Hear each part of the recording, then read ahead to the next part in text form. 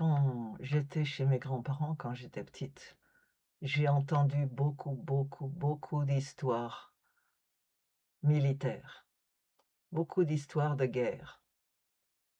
Mon grand-père, mon arrière-grand-père, du côté de mon père, avait fait l'armée, dans les canons et ma grand-mère me parlait toujours de cet homme qui après, la guerre était devenu complètement sourd.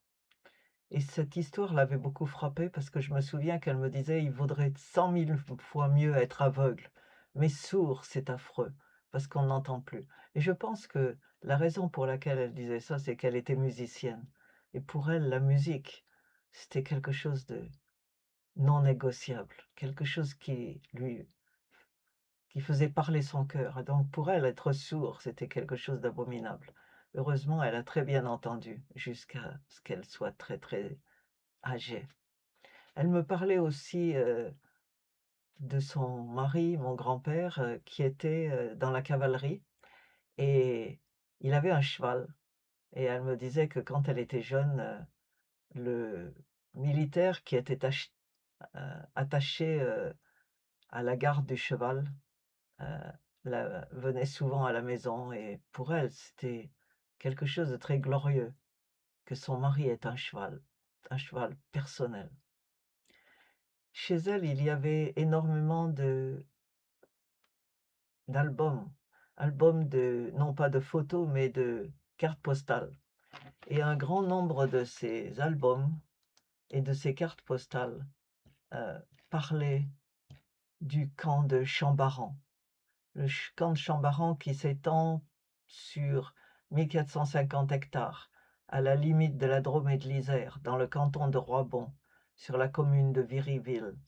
C'est un plateau argileux acide un peu fertile, avec des tourbières et des étangs et le camp avait été acquis en 1881, heu, par le ministère de la Guerre sur l'initiative d'un général.